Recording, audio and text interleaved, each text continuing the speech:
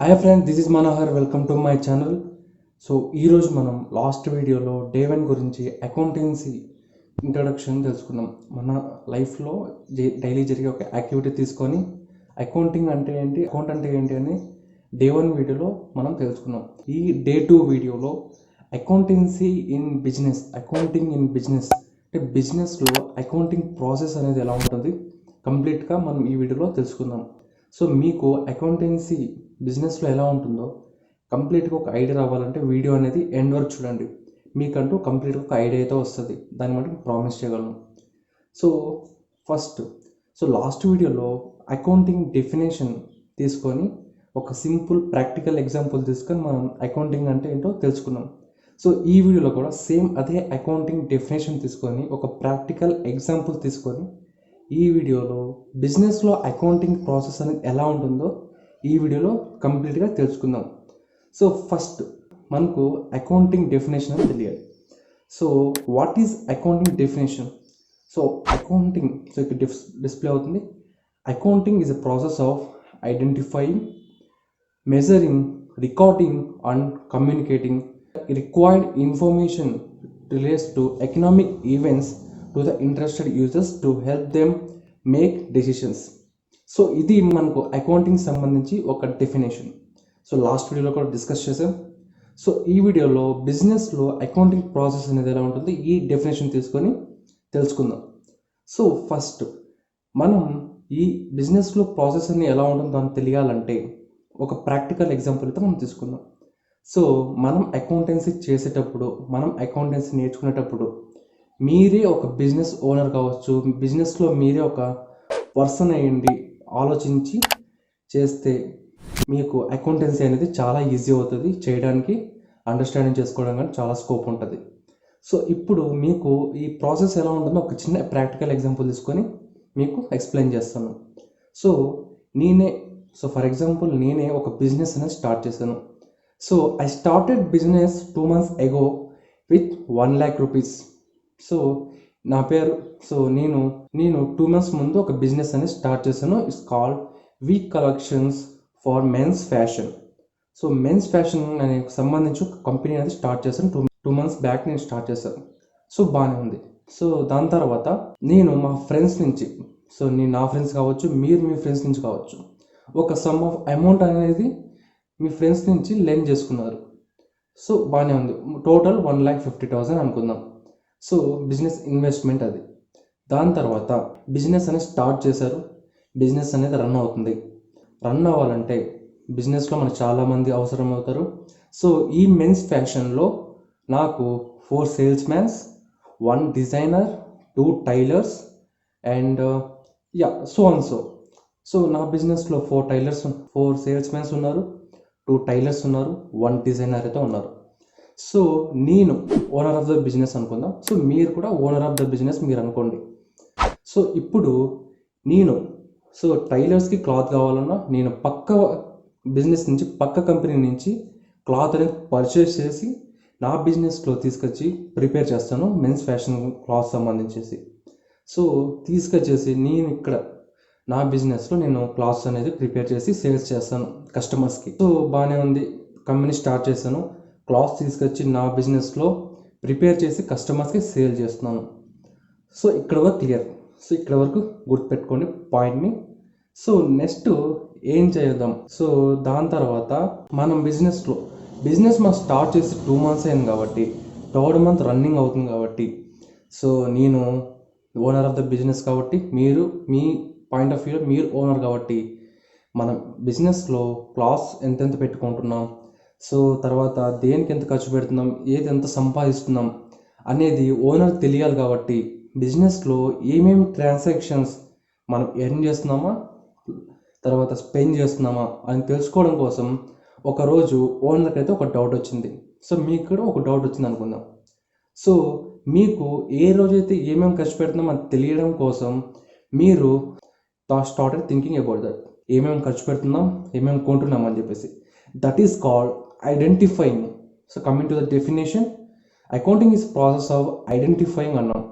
So ఇక్కడ identifying meaning ఏంటంటే మీ బిజినెస్లో ఏమేమి కొంటున్నారో, దేనికైతే ఖర్చు పెడుతున్నారో అవన్నిటిని ఐడెంటిఫై చేస్తాం. ఫస్ట్ అకౌంట్ డెఫినేషన్ కూడా అంతే, ఫస్ట్ ఐడెంటిఫై చేస్తాం.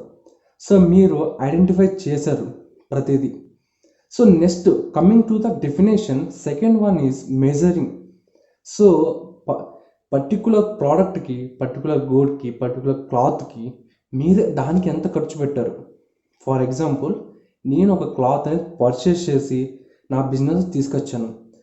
సో దాని ప్రైస్ వచ్చేసి ఒక 5,000 అనుకుందాం. ఫర్ ఎగ్జాంపుల్ 5,000 కొన్నాం కాబట్టి నేను ఐడెంటిఫై చేసి మెజర్ చేశాను. ఆ ప్రోడక్ట్ కానీ ఆ గూడ్ కానీ మెజర్ చేశాను 5,000లోకి.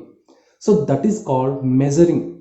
సో మనం ఏమేమితో కొన్నామో, ఏం ఖర్చు పెట్టినామో దాన్ని ఐడెంటిఫై చేసాం. తర్వాత ఆ గూడ్ని, ఆ ప్రోడక్ట్ని మనీలోకి మెజర్ చేసాం. That is called measuring. And third one is coming to the definition, recording. మనము ఐడెంటిఫై చేసిన ప్రోడక్ట్స్ కావచ్చు, ఐడెంటిఫై చేసిన ట్రాన్సాక్షన్స్ అవ్వచ్చు, అవన్నిటిని మనం మెజర్ చేసాం. సో అవన్నిటిని మనం మనీలోకి మెజర్ చేసాం. సో మెజర్ చేసాం, బాగానే ఉంది. ఇవన్నీ మనం గుర్తుపెట్టుకోవడం ఎలా? ప్రతి ఒక్క బిజినెస్కి ఒక అకౌంట్ అనేది ఉంటుంది. ఒక అకౌంట్ కాల్డ్ బుక్ అనుకుందాం. మనం ఇక్కడ ఒక బుక్ అనుకుందాం, ఎగ్జాంపుల్ బుక్ అనుకోండి. సో అక్కడ వచ్చేసి మనం ఈ ఐడెంటిఫై చేసిన ప్రోడక్ట్స్ అన్నిటిని, దానికి ఎంత ఖర్చు మనం పెట్టామని చెప్పేసి ఆ రికార్డింగ్లో మనం రికార్డ్ చేస్తాం. ఐడెంటిఫై చేసిన, మెజర్ చేసిన ప్రోడక్ట్స్ కావచ్చు, మనీ కావచ్చు, ఆ ట్రాన్సాక్షన్స్ అవ్వచ్చు, అన్నిటినీ ఒక chronological order means order wise రాసుకోవటం. మన లాస్ట్ మంత్లో అండ్ 2 months నుంచి మనం ఏమేమి ఖర్చు పెట్టాం, ఏమేమైతే ఎర్న్ చేసాం, అన్నిటినీ ఒక వైపు రాసే దాన్ని రికార్డింగ్ అంటాం. సో ఐడెంటిఫై చేసాం, వాటిని మెజర్ చేసాం మనీతో, తర్వాత రికార్డ్ కూడా చేసేసాం మన కంపెనీ అండ్ బిజినెస్ అకౌంట్లో. సో అంత బాగానే ఉంది. So what is next? Communicating. Coming to the definition and what is communicating. So communicating the required information to the interested users. So let's go back to day 1 video. So day 1లో communicating. So మన ఇన్ఫర్మేషన్ని ఎవరితో communicate చేసాం? Of course మన డాడ్తో, మన పేరెంట్స్తో, మన ఫ్యామిలీతో డిస్కస్ చేసాం. ఏమేమైతే కొన్నాం, దానికి ఎంత ఖర్చు పెట్టాం, సో వాటన్నిటి మనం రికార్డ్ చేసిన ట్రాన్సాక్షన్స్ని మన ఫ్యామిలీతో, మన పేరెంట్స్తో, మన డాడ్తో కమ్యూనికేట్ చేసాం. So coming to the business, ఇక్కడ నువ్వు ఎవరితో కమ్యూనికేట్ చేస్తావు? So for example coming to the business. So మన బిజినెస్లో సో వన్ డే మీకు స్టార్ట్ చేసేటప్పుడు మీ ఫ్రెండ్స్ సమ్ ఆఫ్ అమౌంట్ అనేది మీకు ఇచ్చాడు. సో ఒకరోజు మీ ఫ్రెండ్ మీకు కాల్ చేశాడు, when will I get my money back అని. ఎప్పుడు ఇస్తావు నా మనీ బ్యాక్ అని చెప్పేసి మీ ఫ్రెండ్ మిమ్మల్ని అడిగాడు. సో అప్పుడు మీరేం చేస్తారు? మీరు రికార్డ్ చేసిన ట్రాన్సాక్షన్స్ని, రికార్డ్స్ని మీ ఫ్రెండ్స్కి షేర్ చేశారు. ఓకే, ఇక్కడ వరకు బాగానే ఉంది.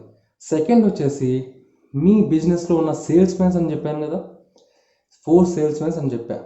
ఆ 4 సేల్స్ మ్యాన్స్లో ఒక్కరు వచ్చేసి మిమ్మల్ని అడిగారు, so our business earning money are not అని. సో మన బిజినెస్ మనీ ఎర్న్ చేస్తుందా లేదా అని చెప్పేసి సేల్స్ మ్యాన్ వచ్చేసి మిమ్మల్ని అడిగారు. మీరంటే ఓనర్ ఆఫ్ ద బిజినెస్ మీరు ఇక్కడ. సో నన్నే అడిగారు, నేను owner of the business. So okay, బాగానే ఉంది. సో మన సేల్స్ మ్యాన్ కూడా మన రికార్డ్స్ అనేవి చూపించాం. ఓకే, ఇక్కడ వరకు బాగానే ఉంది, అండర్స్టూడ్.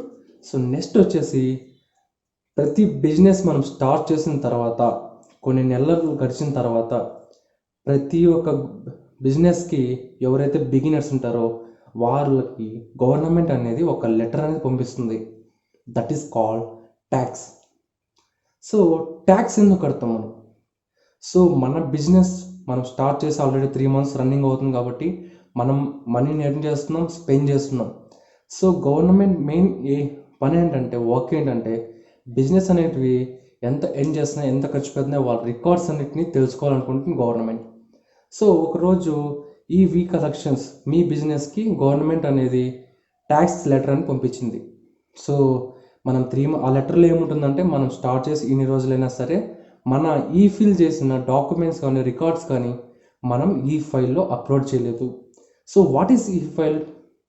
సో ఇప్పుడున్న బిజినెసెస్ అన్నీ వాళ్ళ బిజినెస్ ట్రాన్సాక్షన్స్ అవ్వచ్చు, రికార్డ్స్ అవ్వచ్చు, ప్రతిదీ ఫైల్లో అప్లోడ్ చేస్తారు. ఓకే, ఆన్లైన్లో సబ్మిట్ చేస్తారు. సో ట్యాక్స్ లెటర్లో ఏముంటుంది, మనం ఇంకా ఫిల్ చేయలేదు కాబట్టి గవర్నమెంట్ అనేది మాకు లెటర్ పంపించింది. సో మనం గవర్నమెంట్ ఏమేమైతే అడిగిందో డాక్యుమెంట్స్ అన్నిటిని నేను పంపించాం గవర్నమెంట్కి. ఓకే, సో ఇక్కడ వరకు క్లియర్ మీకు. సో ఇప్పటికీ మీకు ఒక లాజిక్ అనేది అర్థమై ఉండాలి. సో ఇక్కడ communicating to the interested users అన్నారు. సో ఇక్కడ ఇంట్రెస్టెడ్ యూజర్స్ ఎవరు? అఫ్ కోర్స్ మన సేల్స్మెన్స్ అవ్వచ్చు, తర్వాత మీ ఫ్రెండ్ అవ్వచ్చు, గవర్నమెంట్, అఫ్ కోర్స్ కస్టమర్స్ కూడా అవ్వచ్చు. సో ఇప్పుడు మనం ఎవరితో కమ్యూనికేట్ చేసామని మీకు అండర్స్టాండ్ అయి ఉండాలి. కమ్యూనికేట్ ఎవరితో చేసాం? లాస్ట్ వీడియోలో పేరెంట్స్తో చేసాం, ఇక్కడ సేల్స్మెన్తో చేసాం, ఫ్రెండ్స్తో చేసాం, గవర్నమెంట్తో చేసాం. ఓకేనా? ఇది కమ్యూనికేట్ చేసే విధానం బిజినెస్లో ఇలా ఉంటుంది. గవర్నమెంట్ కమ్యూనికేట్ చేయాలి, సేల్స్మెన్స్కి వాళ్ళ శాలరీస్ గురించి కమ్యూనికేట్ చేయాలి, మనం ఎవరి దగ్గర నుంచి అప్పు తెచ్చుకున్నామో వాళ్ళకి కమ్యూనికేట్ చేయాల్సి ఉంటుంది, అలాగే కస్టమర్స్కి కూడా కమ్యూనికేట్ చేయాల్సి ఉంటుంది. ఈ బిజినెస్లో వచ్చేసరికి చాలామంది ఇంట్రెస్టెడ్ యూజర్స్ ఉంటారు. సో ఇది communicating to the interested users to the economic events. So communicating బాగానే ఉంది, ఇంట్రెస్టెడ్ యూజర్స్ బాగానే ఉన్నారు. So here what is economic events? Economics events nothing but which are measured in terms of money. So point అర్థమవుతుందా?